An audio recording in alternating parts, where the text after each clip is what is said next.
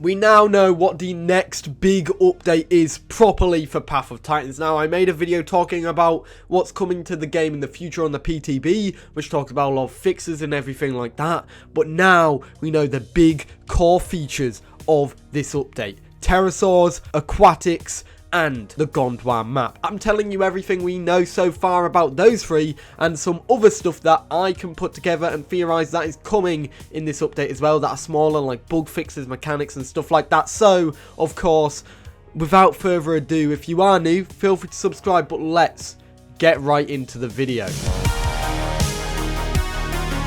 Well, let's get into the first big new addition. We are getting a new gameplay mode, and that is flying, and with that comes the first flyer to come to the game, Thalassodromeus. This is actually the flyer that I was most excited for to come to Path of Titans, because it was that nice middle ground. It was the standard flyer that you know and love, something that is big but sits in between a small flyer that would just go around the rivers and a big flyer that would hunt dinosaurs. This is something that would basically just be more of a fisher, as well as something that could kill a baby dinosaur or two. This is one of the creatures that is 100% coming in the new update.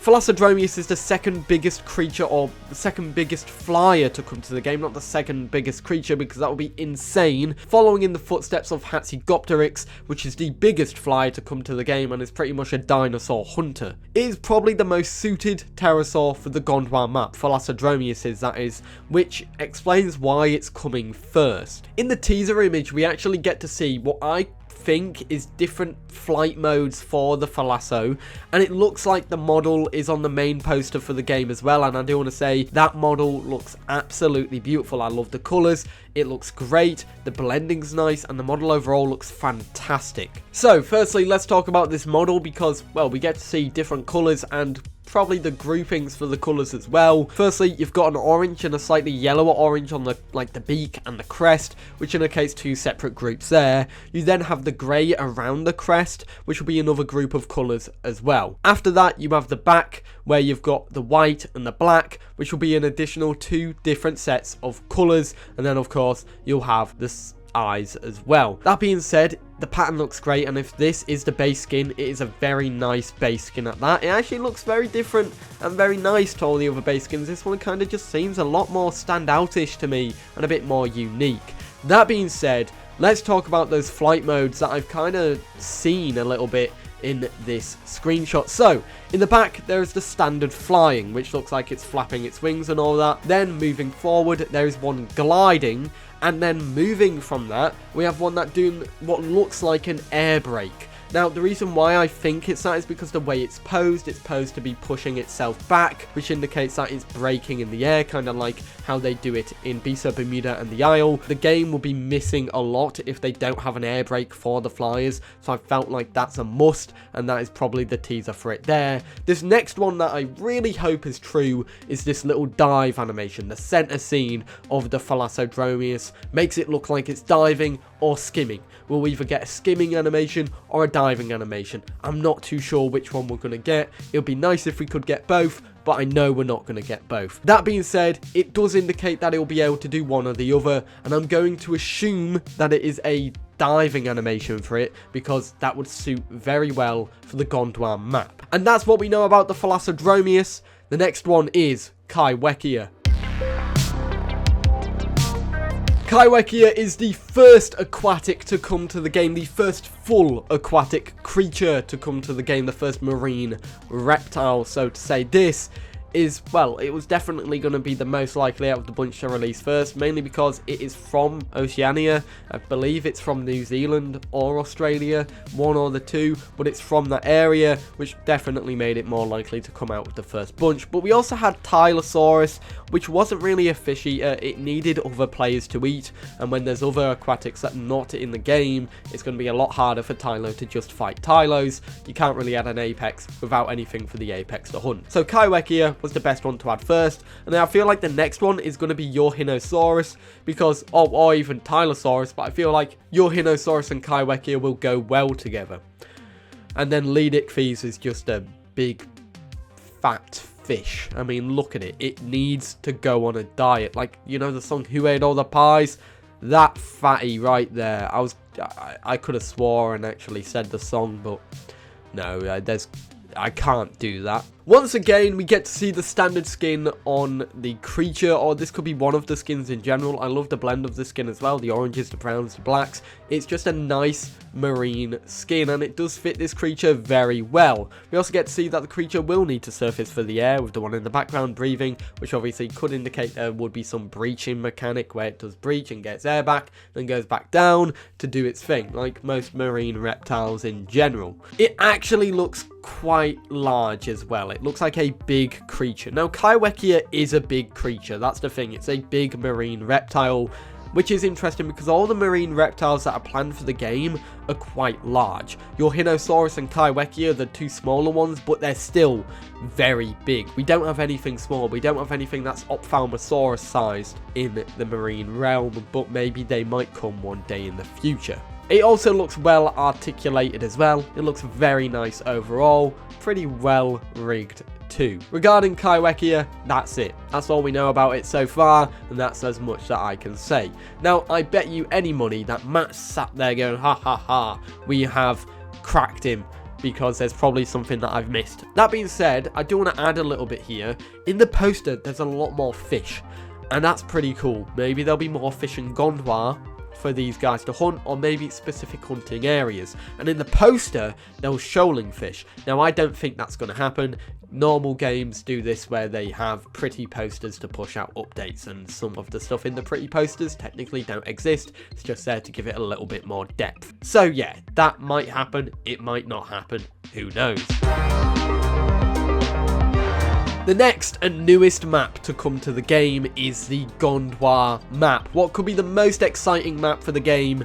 Gondwa. This is a map similar in size to the Pandora map, but it includes everything for aquatics, flyers, and land dinosaurs. It's a fresh new take on the whole realm with an arid biome, more like an equator island in a sense that's kinda just dry. It does look quite dry.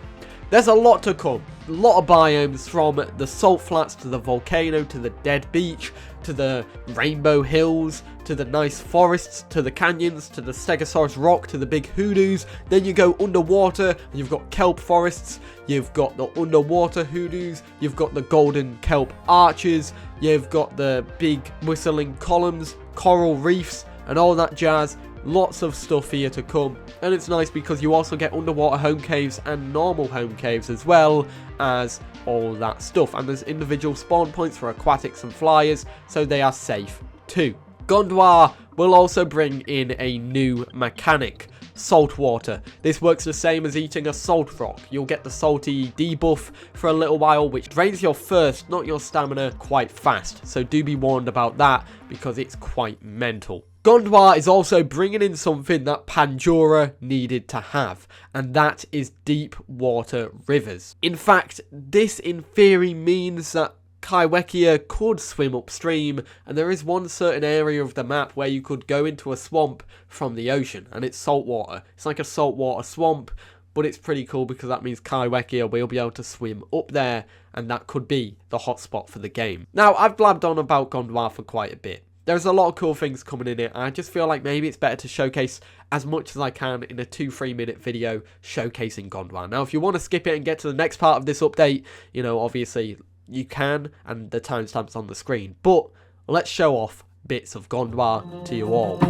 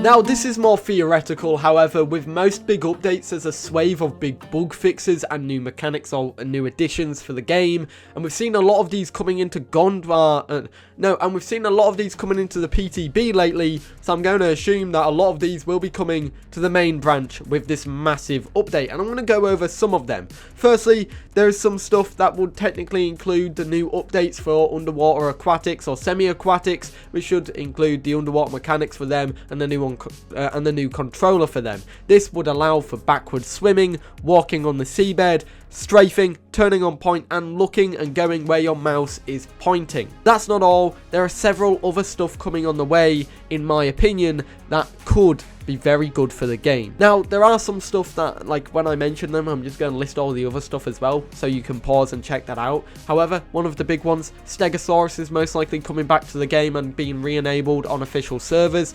The fix has been found, and it's on the PTB, and it's probably just been tested to ensure that the fix is there.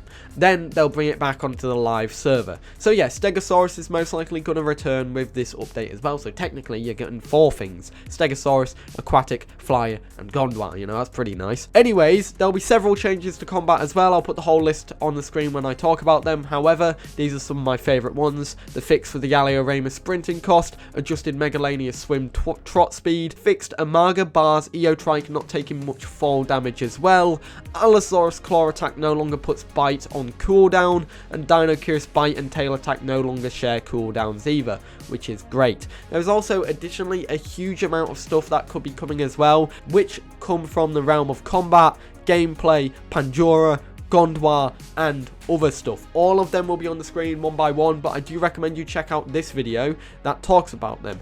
This is all from patch 22995, which was probably one of the biggest patches in a long while that came to the PTB branch, or, you know, as Matt would call it, the PTB realm now, because it's he's memeing the fact that I say PTB branch, because I've said branch twice. Pathoftitans, public test branch, you know. Anyways, that's enough of rambling, but yeah, that's pretty much everything there. And yeah, I do recommend you check out the previous video if you want a full overview of patch 22995, because it's a huge patch, and if I was to go over it again, it would be a 20-minute video.